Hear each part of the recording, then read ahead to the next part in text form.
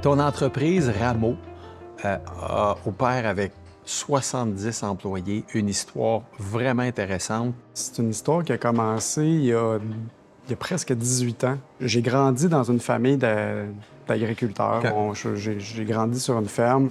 Quand je suis arrivé sur le marché du travail, je trouvais ça peut-être un peu dommage de laisser... Mon père n'avait pas de relève. Je suis tombé sur des travaux qui avaient été faits Travaux de ici. recherche. Des travaux qui avaient été faits au Jardin botanique de Montréal à partir d'une plante, des saules. Donc, les saules, c'est une plante qui pousse extrêmement vite. J'ai dit à mon père, j'ai dit, hey, ça pourrait être quelque chose d'intéressant qu'on fasse. Puis, on va prendre un peu tout ce que tu as fait depuis 25 ans. On va mettre ça de côté. On va partir un projet sur lequel on ne sait pas qu'est-ce qu'on va faire avec la matière. On n'a pas de marché. Puis, mon père, il a dit, ben, c'est une bonne idée.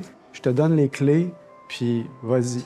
Donc, Rameau, là, ça produit quoi? Ça opère quoi, dans le fond? Là? Comment la technologie, la plante, ça amène le projet d'entreprise? On carbure à trouver des solutions à des problèmes. Pour nous, un problème égale une opportunité, puis on se sert des plantes. Fait que nous, dans le fond, avec les saules, on va aller restaurer des sites dégradés. Fait qu'on va aller planter, par exemple, des millions de saules sur un site minier abandonné.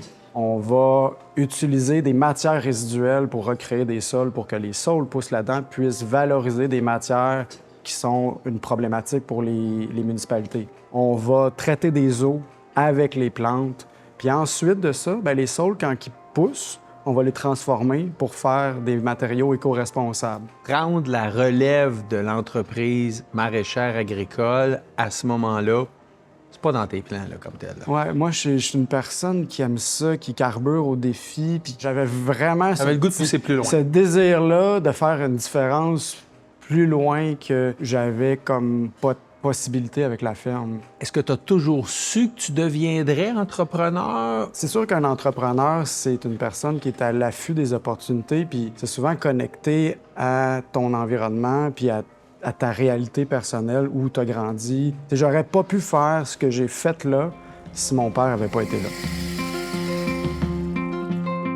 Ton parcours entrepreneurial depuis 18 ans maintenant, là, de quoi tu es le plus fier? Je dis souvent à la blague que j'ai eu l'intelligence de m'entourer de personnes plus intelligentes que moi.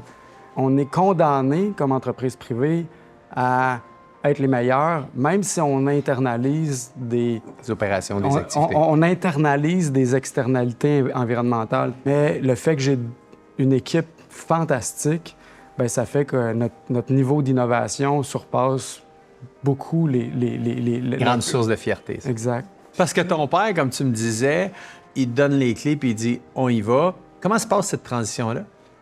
Bien, c'est sûr que, tu sais, les enjeux de la relève agricole, c'est un enjeu vraiment majeur Absolument. au Québec. Puis la solution facile, c'est de dire « je vends tous mes actifs, puis je m'en vais prendre Qui aurait ma été une autre retraite. » option pour ton père. Exact. Mon père, puis il y avait un associé, il faut le dire, à cette époque-là. Eux, ils se sont dit, on va te donner la possibilité que tu puisses construire ton entreprise.